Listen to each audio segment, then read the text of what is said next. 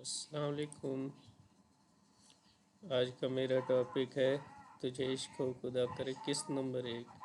महा बेटा जाग जाओ, यूनिवर्सिटी के लिए देर हो रही है। शर्मीन बेगम महा को जगाने के लिए इसके कमरे में आई थी। अम्मी बस 5 मिनट सोने दें, महा ने चेहरे पर बिस्तर की चादर ओढ़ते हुए कहा।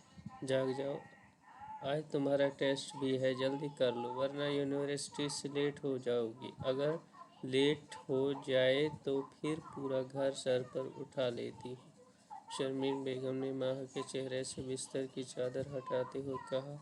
अच्छा मामा उठ गई, इस घर में तो कोई सुकून से सोने भी नहीं देता। माह ने नींद से उठते हुए बैठकर आंखें मिलाते हुए जमाई ली लेकर गुस्से से कहा। जल्दी से तैयार होकर आ जाओ, सब तुम्हारा इंतज़ार कर रहे हैं तुम्हारे नाश्ते की मेज़ पर। शर्मीन बेगम ने आकर जुमला बोला और फिर माहा के कमरे से निकलकर सीधा किचन का रुख किया। किचन से उन्होंने जूस का जग उठाया और ड्राइंग हॉल में आ गई।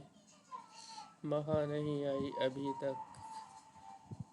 जिब्रान ने पूछा। अभी नींद से जगा कर आई हूँ, रात देर तक पढ़ती रही है इसलिए आंखें नहीं खुली।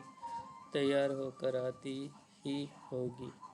शर्मीन बेगम पूरी तफसील बयान की। माशाल्लाह, अल्लाह कामयाब करे हमारी बेटी को। आखिरी सेमेस्टर चल रहा है इसका। मैं सोच रहा हूँ कोई अच्छा सा लड़का देखकर इसका टाइम से इसके घर का कर दूँ। तुम क्या कहते हो? हैरान ने पूछा। शर्मीन बेगम कुछ कहने को ही नहीं थी, पीछे से कानों में पड़ने वाली आवाज़ ने इनको खामोश कर दिया। किसके टाइम से घर से जाने की बातें हो रही थी? ये माह की आवाज़ थी। तुम्हारी और किसकी? बेगम ने संजीदगी से जवाब दिया। बाबा इतनी भी जल्दी क्या है, अभी तो मैं पढ़ रही हूँ और पहले भाई की शादी कर दें, वो बड़े हैं मुझसे, माह ने अफसरदगी से कहा। बेटा हम कौन सा आज ही तुम्हें डोले में बिठाकर रुखसत कर रहे हैं, बात ही कर रहे हैं। तुम इतनी अफसरदा क्यों हो रही हो? एक ना एक दिन तो तुम्हें अपने घर का होना ही होगा।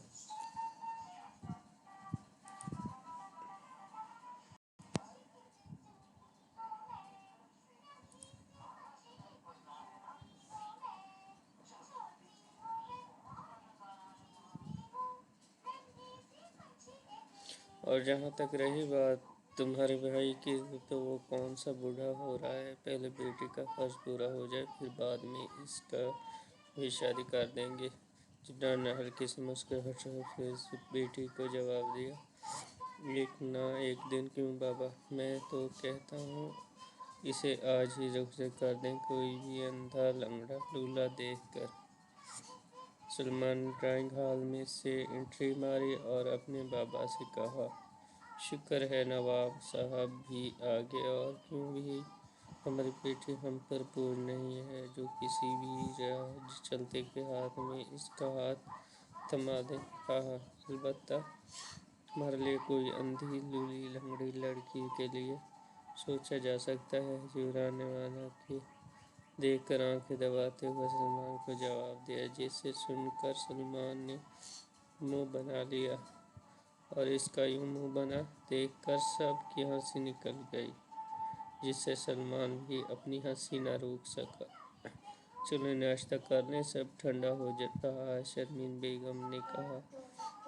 सब ने नाश्ता किया और नाश्ते के बाद जिब्रान ऑफिस चला गया। सलमान और माहा यूनिवर्सिटी चले गए। फकीर आकर बर्तन उठा लो।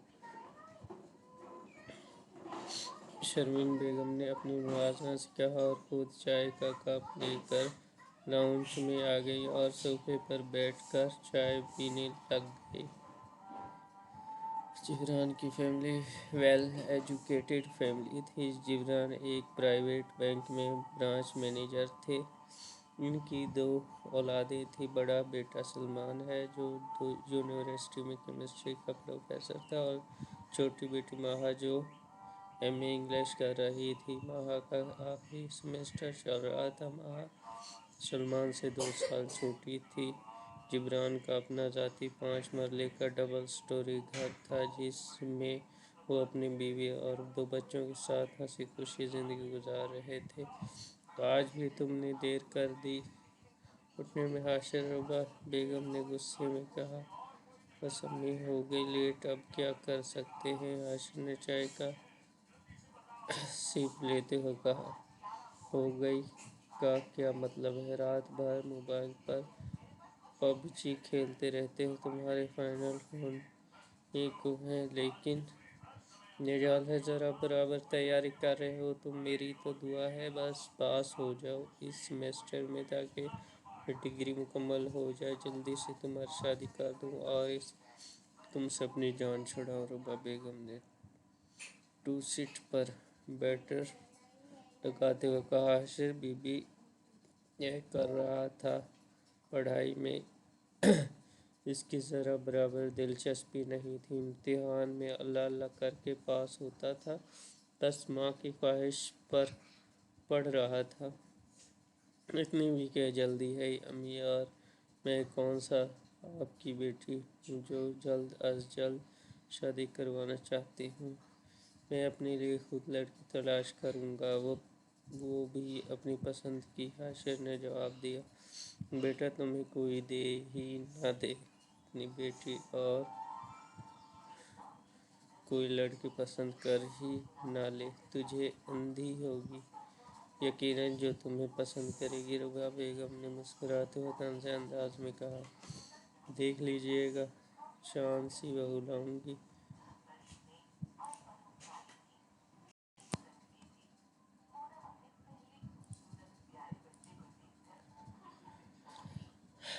اچھا، میرے لیے چاند ستارے بعد میں ڈھونڈ کر لانا، ناشتہ کرو اور یونیورسٹی جاؤ، دیر ہی ہو رہی ہے، ربا بیگم نے کہا اور چائے پینے لگی۔ حاشر نے ناشتہ کیا اور اپنی ہونڈا بائیک پر یونیورسٹی چلا گیا۔ حاشر اپنے والدین کو اکلوتا تھا۔ حاشر کے والد بہروز کریم نے اس کی والدہ ربا بیگم کو طلاق دے کر اپنی پسند کی دوسری شادی کر لی تھی۔ وہ حاشر کی تعلیم اور باقی ضروریات زندگی کے اخراجات پورے کرتے تھے۔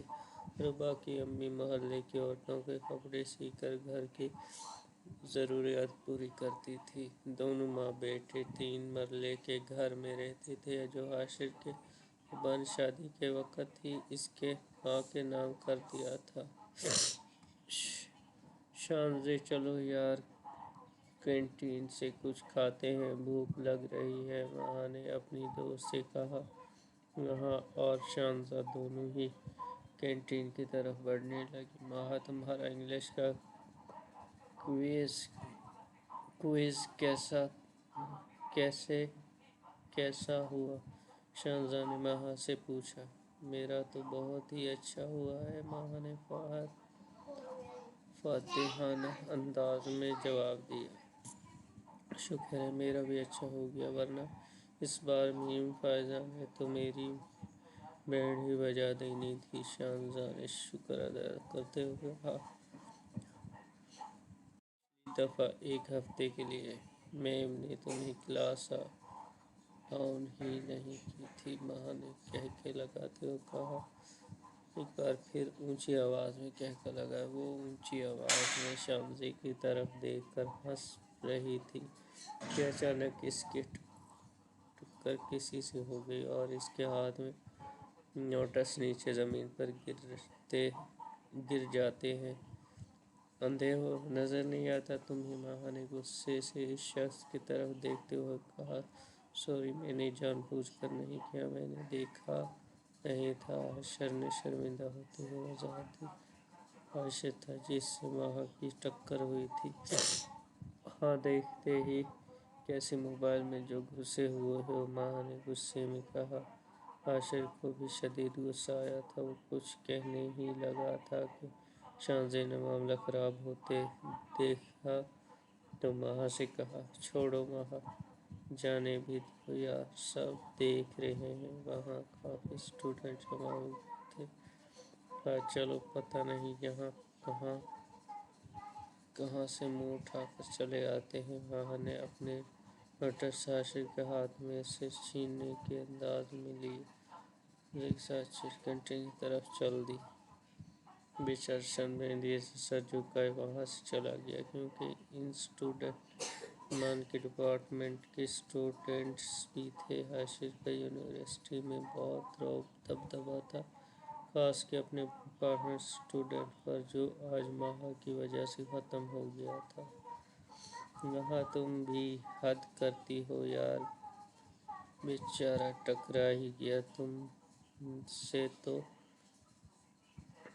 इसकी शानज़ी ने कैंटीन में कुर्सी पर बैठते हुए कहा। तुम्हें बड़ा तरस आ रहा है इस पर? बेचारा मारे गुस्से से शानज़ा की तरफ देखते हुए। अच्छा यार, गुस्सा न करो और कुछ खिलाओ, भूख लग रही है, शांति ने कहा।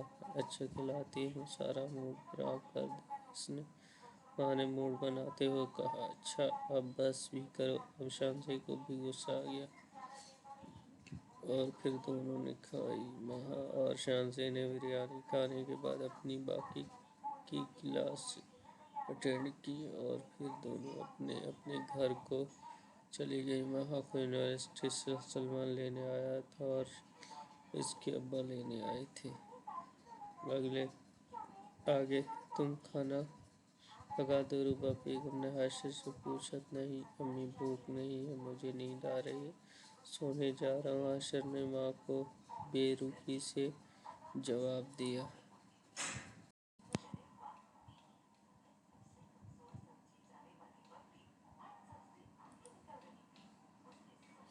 इसको क्या हुआ है? ज़रूर किसी से झगड़ा कराया होगा, रूबा बेगम खुद से हंगामा। हाशिर अपने कमरे में बेड पर लेटा गहरी सोचों में गुम था। इसकी आंखों में यूनिवर्सिटी में होने वाला मंजर घूम रहा था। यह लो शहजाद आज यूनिवर्सिटी क्यों नहीं आया? हाशिर ने अपने दोस्त को कलाम करके पूछा। जैसे आज दिल ही नहीं किया तो बता कि आज का दिन? शहजाद ने हाशिर से पूछा। बस यार ना पूछ, उसने कहा। क्यों, क्या हो गया? परेशान होते हुए पूछा।